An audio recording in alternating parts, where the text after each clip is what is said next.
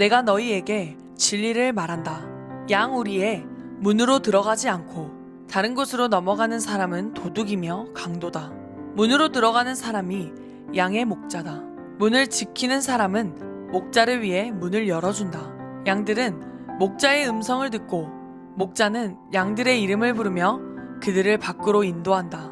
목자가 자기 양을 모두 밖으로 이끌어낸 후 양들 앞에서 걸어가면 양들은 목자의 음성을 알기 때문에 그의 뒤를 따른다. 하지만 양들은 낯선 사람을 절대로 따라가지 않는다. 양들은 낯선 사람의 음성을 알지 못하기 때문에 그들에게서 멀리 도망간다. 예수님께서는 이 비유를 들어 사람들에게 말씀하셨습니다. 그러나 사람들은 그분이 자기들에게 하시는 말씀이 무슨 뜻인지 깨닫지 못했습니다. 예수님께서 다시 말씀하셨습니다. 내가 너희에게 진리를 말한다. 나는 양들의 문이다. 나보다 앞에 온 사람들은 다 도둑이며 강도들이다. 양들은 그 사람들의 말을 듣지 않는다. 나는 문이다. 나를 통해 들어가는 사람은 구원을 얻을 것이다. 그 사람은 들어가기도 하고 나가기도 하며 또 좋은 목초를 발견하기도 할 것이다. 도둑은 훔치고 죽이고 파괴하기 위한 목적으로 온다. 그러나 나는 양들이 생명을 더욱 풍성히 얻게 하기 위해 왔다. 나는 선한 목자다. 선한 목자는 양을 위하여 자기 목숨을 내놓는다. 품삯을 받고 양을 돌보는 사람은 사실 목자가 아니며 양도 자기 양이 아니다. 그 사람은 늑대가 오는 것을 보면 양만 남겨두고 멀리 도망가 버린다. 그러면 늑대는 양을 공격하여 양들을 흩트린다. 그 사람은 단지 품삯을 받고 양을 치는 사람이기 때문에 그 양을 돌보지 않는다. 나는 선한 목자다. 나도 내 양을 알고 내 양도 나를 알아본다.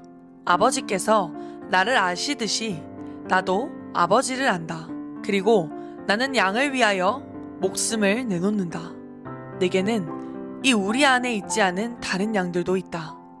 나는 그 양들도 인도해야 한다. 그 양들도 내 음성을 들을 것이다. 그래서 한 목자 아래서 한 무리가 될 것이다. 아버지께서 나를 사랑하시는 것은 내가 나의 목숨을 스스로 버리기 때문이다. 나는 목숨을 다시 얻기 위하여 목숨을 버린다. 아무도 내게서 목숨을 빼앗을 사람이 없고 다만 내 스스로 생명을 내놓는 것이다. 나는 목숨을 내놓을 건세도 있고 그것을 다시 찾을 건세도 있다. 나는 이 계명을 내 아버지에게서 받았다. 예수님의 이 말씀 때문에 유대인들 사이에 또다시 편이 갈리게 되었습니다. 이들 중 많은 사람이 그가 귀신이 들렸다고 하거나 그가 미쳤다. 너희가 왜 그 사람의 말을 듣느냐 라고 말하기 시작했습니다. 그러나 이것은 귀신 들린 사람의 말이 아니다. 귀신이 앞을 보지 못한 사람의 눈을 뜨게 할 수 있느냐? 라고 말하는 사람들도 있었습니다. 예루살렘에 수전절이 다가왔습니다. 수전절은 겨울에 지키는 유대 명절입니다. 예수님께서는 솔로몬 행각에 있는 성전들의 주변을 거닐고 계셨습니다. 유대인들이 예수님 주위에 모여들어 이렇게 물었습니다. 언제까지 우리를 애태우게 할 작정입니까? 만일 당신이 그리스도라면 우리에게 터놓고 그렇다고 말해주십시오. 예수님께서 그 사람들에게 대답하셨습니다. 내가 전에 말하였으나 너희는 믿지 않았다. 내가 내 아버지의 이름으로 행하는 일들이 나를 증언한다. 그러나 너희는 나의 양이 아니므로 믿지 않는다. 내 양은 나의 음성을 듣고 나도 내 양을 안다. 내 양은 나를 따른다. 나는 그들에게 영생을 준다. 그들은 영원히 멸망하지 않을 것이며 아무도 그들을 내 손에서 빼앗을 수 없을 것이다. 양들을 내게 주신 나의 아버지는 모든 것보다 더 큰 분이시다. 그러므로 아무도 내 아버지의 손에서 내 양들을 빼앗을 수 없다. 아버지와 나는 하나다. 유대인들이 다시금 돌을 집어 예수님께 던지려고 하였습니다. 그러나 예수님께서는 그들에게 이렇게 말씀하셨습니다. 나는 너희에게 아버지에게서 온 선한 일들을 많이 보여주었다. 너희는 도대체 이 중에서 어떤 일 때문에 나에게 돌을 던지려 하느냐? 유대인들이 대답했습니다. 우리는 당신이 행한 선한 일 때문에 당신에게 돈을 던지려는 것이 아니라 하나님을 모독한 말 때문에 그러는 것이요. 당신은 사람에 지나지 않는데도 자신을 하나님이라고 주장하고 있어. 예수님께서 대답하셨습니다. 내가 선언하는데 너희는 다 신이다라는 말이 너희 율법에 쓰여 있지 않느냐? 하나님께서 하나님 자신의 말씀을 받은 사람들을 신이라고 불렀으니 성경은 파기될 수 없다. 하나님께서 구별하여 세상에 보낸 사람에 대해서는 너희가 뭐라고 말하겠느냐? 내가 나는 하나님의 아들이다 라고 말했다고 해서 너희가 어찌 나에게 하나님을 모독한다고 말을 하느냐? 만일 내가 내 아버지의 일을 하지 않는다면 그때에는 나를 믿지 마라. 하지만 만일 내가 내 아버지의 일을 한다면 나를 믿지 않는다 하더라도 내가 하는 일은 믿어라. 그러면 너희는 아버지께서 내 안에 그리고 내가 아버지 안에 있다는 사실을 알고 그것을 깨닫게 될 것이다. 유대인들이 다시 예수님을 잡아가려고 했지만 예수님께서는 그들의 손에서 빠져나가셨습니다. 예수님께서는 다시 요단강 동쪽 전에 요한이 세례를 주던 곳으로 가셔서 거기 머물러 계셨습니다. 많은 사람이 예수님께 왔습니다. 그들이 세례자 요한은 그 어떤 표적도 행하지 않았으나 요한이 이분에 대해 이야기한 것은 다 사실이었다고 말했습니다. 그곳에서 많은 사람이 예수님을 믿었습니다. 나사로라고 하는 사람이 병이 들었습니다. 나사로는 마리아와 마리아의 언니 마르다와 함께 베단이라는 마을 사람이었습니다. 마리아는 주님께 향유를 붓고 자기의 머리카락으로 주님의 발을 씻어주었던 바로 그 여인입니다. 마리아의 오빠 나사로가 병이 든 것입니다.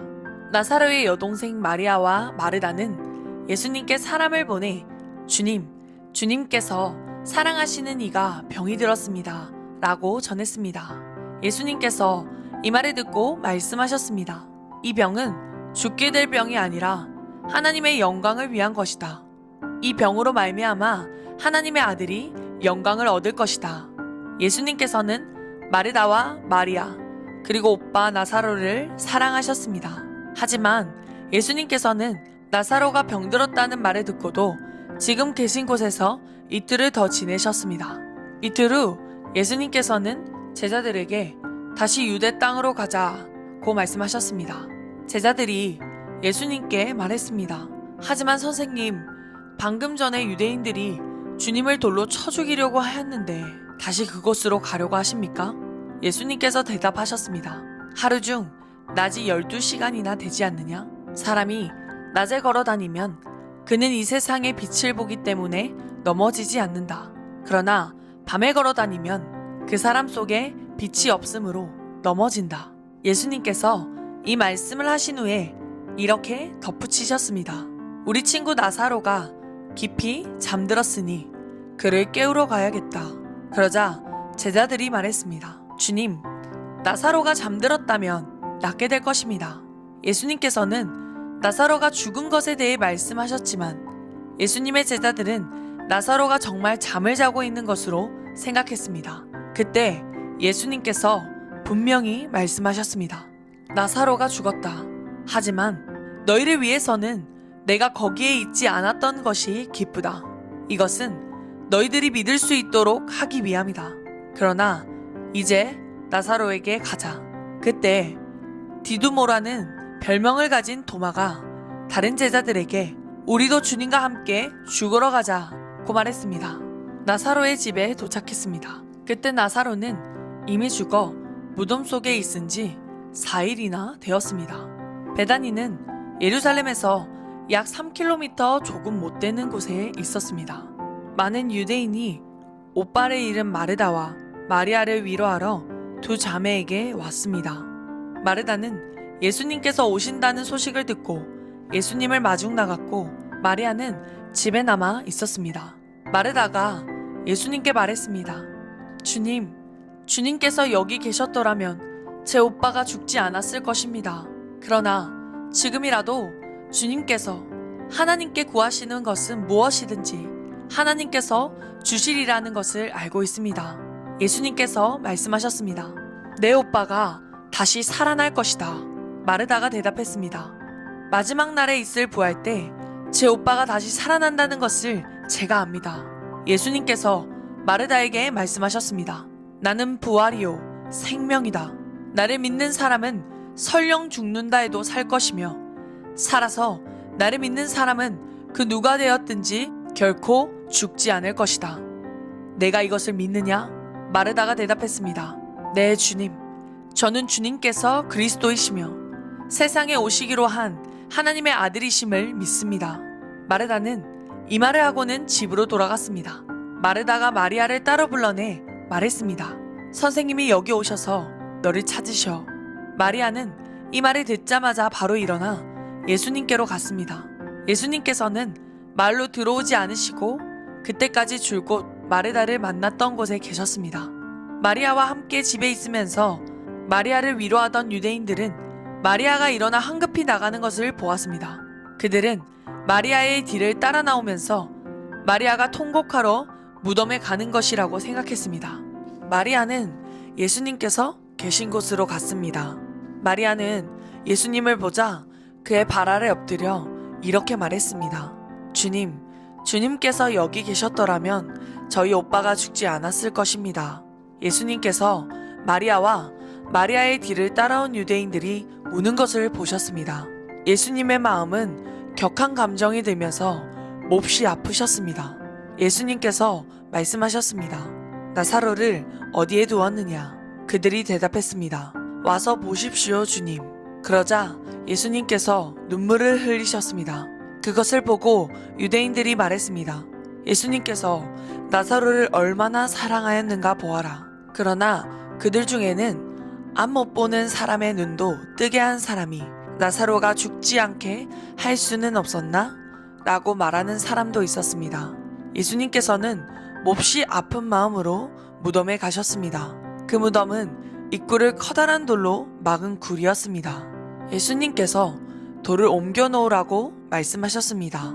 죽은 나사로의 여동생 마르다가 예수님께 말씀드렸습니다. 주님, 오빠가 죽어 무덤에 있은 지 이미 4일이나 되어 냄새가 심하게 납니다.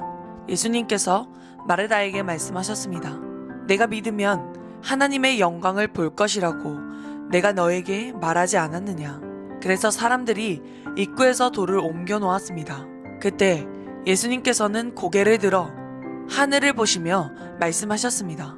아버지, 지금까지 제 말을 들어주셔서 감사합니다. 아버지께서는 언제나 제 말을 들으시는 줄을 제가 압니다.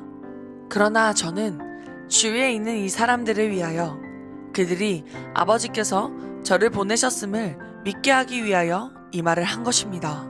예수님께서는 이 말씀을 하신 후 큰 소리로 말씀하셨습니다. 나사로야, 나오너라. 죽은 사람이 밖으로 나왔습니다. 그의 손과 발은 천으로 감겨져 있었으며 얼굴도 천으로 둘러싸여 있었습니다.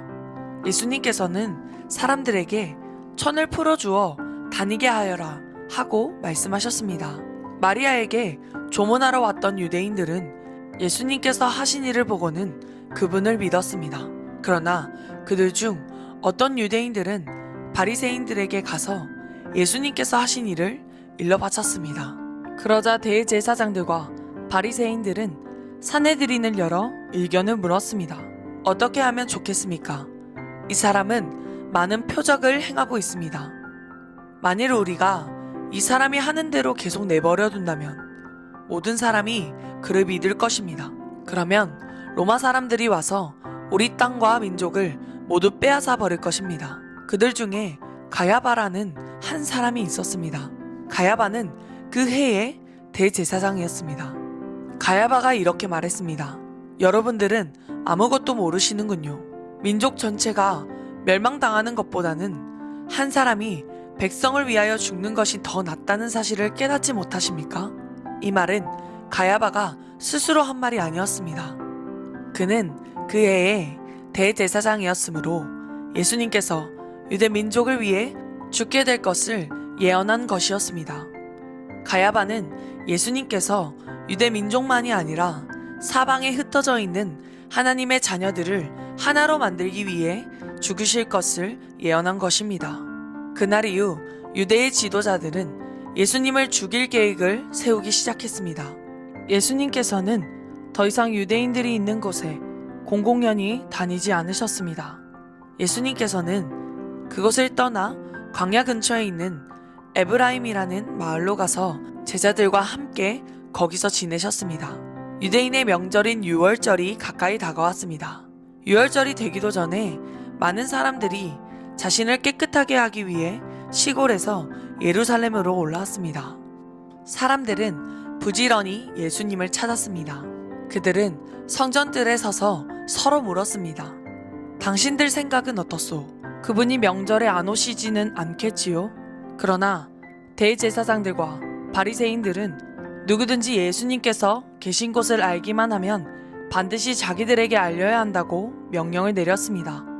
그것은 예수님을 체포하기 위해서였습니다. 유월절 6일 전에 예수님께서는 나사로가 살고 있는 베다니로 가셨습니다. 나사로는 예수님께서 죽은 자 가운데서 살리셨던 그 사람입니다. 그 집 사람들은 예수님께 저녁 식사를 대접하였습니다. 마르다는 음식을 접대하는 일을 맡았고 나사로는 예수님과 함께 식사하는 사람들 속에 있었습니다. 마리아가 매우 비싼 나드 향료 약 300g을 가져와서 예수님의 발에 붓고 자기의 머리카락으로 그 발을 닦았습니다. 그러자 그 향기가 온 집안에 가득하였습니다. 예수님의 제자 중 한 사람인 가롯 사람 유다가 그곳에 있었습니다. 그는 나중에 예수님을 배반할 사람이었습니다. 유다가 말했습니다. 이 향료를 팔아 그 돈을 가난한 사람들에게 나누어 주는 것이 좋지 않는가? 이것은 300데나리온에 해당되는 값비싼 것인데 말이야. 그러나 유다가 정말로 가난한 사람들을 생각해서 이 말을 한 것이 아니었습니다. 그는 도둑이었기 때문에 이런 말을 한 것입니다. 그는 돈주머니를 관리하는 사람이었는데 종종 돈주머니에서 돈을 제 마음대로 꺼내 쓰곤 하였습니다. 예수님께서 말씀하셨습니다. 이 여자가 하는 대로 내버려 두어라. 마리아는 내 장례를 치를 나를 위해 이 향유를 준비해 둔 것이다. 가난한 사람들은 너희와 항상 함께 있겠지만 나는 너희와 항상 함께 있지는 않을 것이다. 유대인들이 예수님께서 베다니에 계시다는 소식을 들었습니다. 그래서 그들은 예수님만이 아니라 예수님께서 죽은 자 가운데서 살리신 나사로도 보려고 크게 무리를 지어 그곳으로 왔습니다. 그러자 대제사장들은 나사로까지 죽이려고 모의하였습니다. 이렇게 그들이 나사로를 죽이려고 하는 것은 나사로 때문에 많은 유대인들이 예수님께 가서 그분을 믿었기 때문입니다. 다음날 유월절을 지키러 온 많은 무리들은 예수님께서 예루살렘으로 오신다는 소식을 들었습니다. 그들은 손에 종려나무 가지를 들고 예수님을 맞으러 나갔습니다. 그리고 외쳤습니다. 호산나, 주님의 이름으로 오시는 자에게 복이 있을 것이다. 이스라엘의 왕에게 복이 있을 것이다. 예수님께서는 어린 나귀를 발견하시고는 성경에 기록된 대로 그 위에 타셨습니다. 시온에 따라 두려워하지 마라. 보아라, 너의 왕이 오신다. 그분은 어린 나귀를 타셨다. 예수님의 제자들은 처음에 이 말씀을 깨닫지 못했습니다. 그러나 예수님께서 영광을 받으신 뒤에야 비로소 이 말씀이 예수님의 간에 기록된 것이라는 사실과 사람들이 예수님께 이렇게 하였다는 것을 알게 되었습니다. 예수님께서 나사로를 무덤 밖으로 불러내시고 그를 죽은 자 가운데서 다시 살리실 때 예수님과 함께 있던 많은 군중들은 계속해서 예수님께서 행하신 일을 증언하였습니다. 이처럼 많은 사람이 예수님께서 행하신 이 표적에 대한 소문을 들었기 때문에 예수님을 맞으러 나왔던 것입니다. 그래서 바리새인들은 자기들끼리 이렇게 말했습니다. 보시다시피 우리 계획은 하나도 성공을 거두지 못했습니다. 온 세상이 저 사람을 따르고 있지 않습니까? 유월절에 예배드리기 위해 예루살렘에 온 사람들 중에 그리스 사람들이 더러 있었습니다. 이 사람들이 갈릴리 벳세다 출신인 빌립에게 와서 요청했습니다. 선생님, 우리가 예수님을 뵙고 싶습니다. 빌립이 안드레에게 가서 말하였고 안드레와 빌립은 다시 예수님께 그 말을 전했습니다. 예수님께서 그들에게 대답하셨습니다. 인자가 영광을 받을 때가 왔다. 내가 너희에게 진리를 말한다. 밀알이 땅에 떨어져 죽지 않으면 한 알 그대로 있지만 죽으면 많은 열매를 맺는 법이다.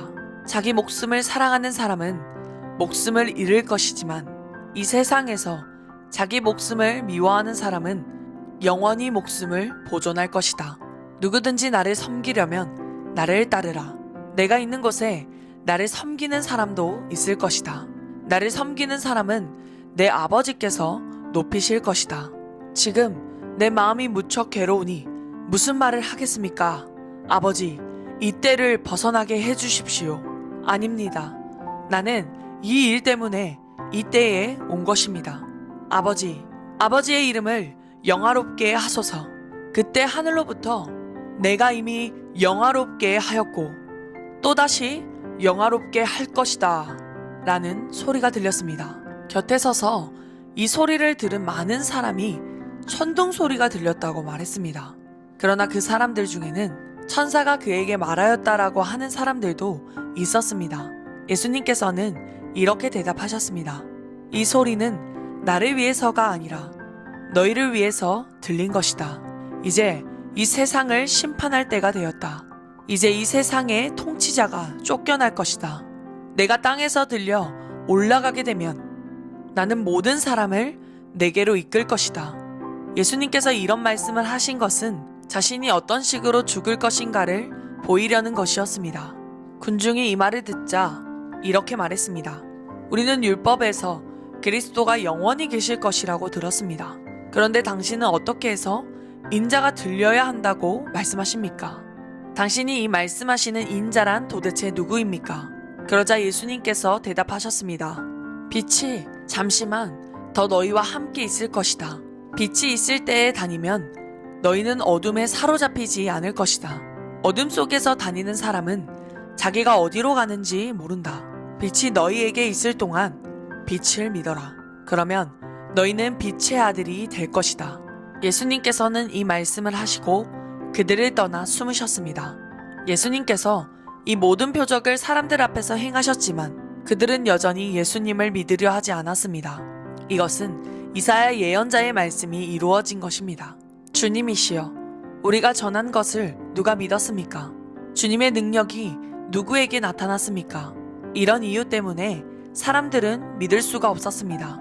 다시 이사야 예언자는 말하였습니다.